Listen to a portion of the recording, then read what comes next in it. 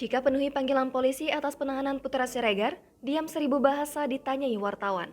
Beberapa waktu lalu, netizen dihebohkan dengan pengeroyokan yang dilakukan Putra Siregar dari Rico Valentino pada pengunjung klub malam. Sehingga banyak netizen heran dengan tingkah dari Putra Siregar dari Rico Valentino.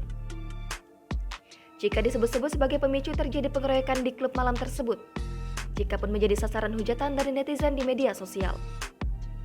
Selain itu, istri dari Putra Siregar geram dengan tingkah laku Chika dilansir Instagram Rumpi_Gosip pada Kamis 21 April 2022. Kini sebuah video memperlihatkan Chika tengah memenuhi panggilan polisi.